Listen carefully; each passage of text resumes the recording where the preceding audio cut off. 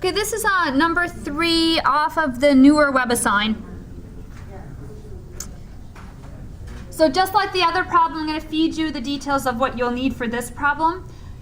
So you'll need the following rules. Cosine is what we call an even function. That means that it behaves like x squared. What does x squared do to negative numbers? So you don't have to worry about them. I love that world where I don't have to worry about minus signs. So minus signs go away inside the square root. Same thing inside the cosine. It's like you can ignore the minus x inside. Sine x is what we call an odd function because you can't ignore the minus sign inside. The minus sign inside can actually be pulled outside. So these are the 2 rules you need, that cosine's an even function and sine is an odd function. And I'm making little things in the air and you're thinking she's really weird because she's making things in the air. If you graph cosine around the y equals x line, you'll get a bump like this. It's like a mirror image on the left side that it has on the right side. It looks kind of like an upside down parabola if you just graph it right around the y-axis. So that symmetry is what's allowing you to call it, that's why it's called an even function. Sine, on the other hand, looks like y equals x, like a line. And it's not symmetrical around the y equals x line. It's a reflection this way. So it goes like a fold over. Since it's a fold over, you have a minus that, everything that was on the top is minus whatever was on the bottom.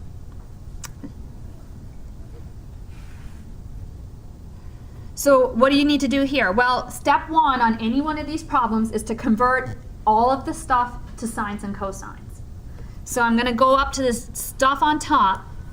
Tangent squared, well, tangent squared is sine squared over cosine squared. That's what it means. By the way, those little 2's that are in the corner, that's just for convenience. I've got to walk over here. I can't stand in a corner like a prisoner in a box somewhere. These little 2's here, that 2 is actually means square the whole thing. That's what it means. It's just for convenience that we put the little 2 out there, because if we put the 2 out there, someone, not us, but someone else may get confused and think we're squaring the x inside here. So that's why they always put the 2 out here.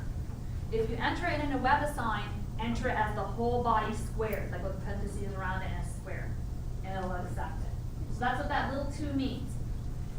Does that say a negative sine x or a green sign? Yes, there's a minus sign here. Oh, thank you. So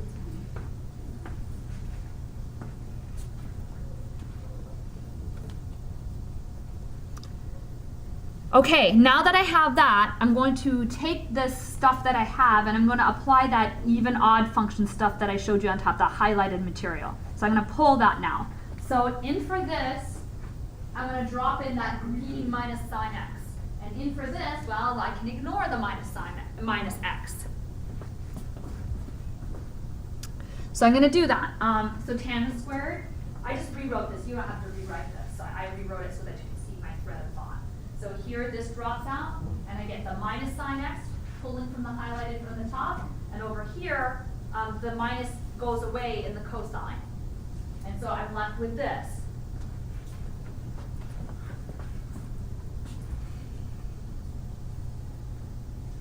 So far, so good? What happened to the minus and the sine? I use the green. Oh, when you square something, the minus goes away, right? You have a square on the outside right here. Got it? Somewhere.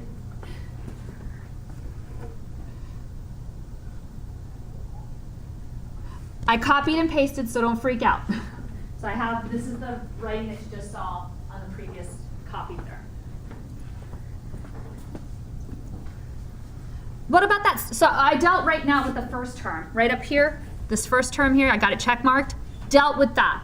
I'm going to look at the second term here, the second piece right here. Cosine at minus x, according to this highlighted stuff up here, is the same thing as cosine x. Well, I got messy, ugly thing over messy, ugly thing, but they're the same messy, ugly thing. That's 1. So I get 1 right there. So I dealt with the second piece. So here's where I'm at now. Tangent squared x is this guy, which I already figured out, but that's tan x, tan squared x. That's the same thing. So what I have is That's tan squared x plus 1. And now I'm frightened because I look down that list and I don't see any tan squared x plus 1. So we have an extra step to do. There's an identity. This one that I'm showing you is the most famous. It is just the most famous identity. Sine squared x plus cosine squared x equals 1. It was my little strip on the side. If you're sine squared x and I'm cosine squared x, together we make 1. Right, there it is. Valentine's Day. Anyone want to try that and tell me how it worked? Try it for Valentine's Day. Tell us how it worked when you come back. Say, make a little Valentine's Day card with the sine squared and the cosine squared and say, together we make 1. I think girls would like it. You would like it, right? It's the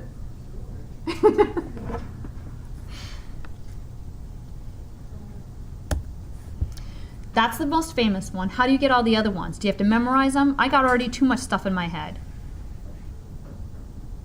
I got Mr. and Mrs. Lordeman's number from Glendive, Montana in my head. I've got all the words to pop music from the 1970s in my head. Now I have the AC/DC thing in my head. Too many things in my head. So I don't want to memorize more. So how do I get all the other identities? Well, I can take that first one through and divide by cosine squared. Why would I do that? Well, what I'm looking at has a tangent squared in it. So if I take that first thing and divide by a cosine squared, that makes a tangent squared. So I'm trying to make this look something like the thing above. And in a minute, I'll tell you why. Well, that's tan squared plus 1. And this thing here is secant squared. And I'm using that list of 4 things, the red 4 things, that's why I'm having you memorize it. So everything that you're getting from the class, you're going to get over and over and over again. So the unit circle is going to keep following you around through the rest of the semester. Those 4 red things that I showed you earlier at the beginning, that's going to follow you around the rest of the semester. You might as well just learn it now. Get it over with. See, I'm using it now quickly. 1 over cosine, well that's secant. Sine over cosine, well that's tangent. Cosine over cosine, messy ugly thing over messy ugly thing, same messy ugly things, that's 1. So I get here, tangent squared plus 1 is secant squared. So that thing above, that's secant squared. And that is on my list. That's right there. So that's how my Webassign looks like. It gives me the answer right away. For you, since it's not for grade, if you want to punch in a few attempts, nothing's going to happen to you. I think after 5 attempts, they give you the right answer. If you can't get after 3 and you're ticked off, just do a couple, put in 1, 1 as your answer a couple times and then see what the right answer is. So you can see the right answer. All right, so I went through that fast. I wanted to show you a couple things. I wanted to show you first how to go through something slowly and how I pull from the list, the red list. But I also wanted to show you how I need to dance with these things. I need to move with these things. I need to really know them cold.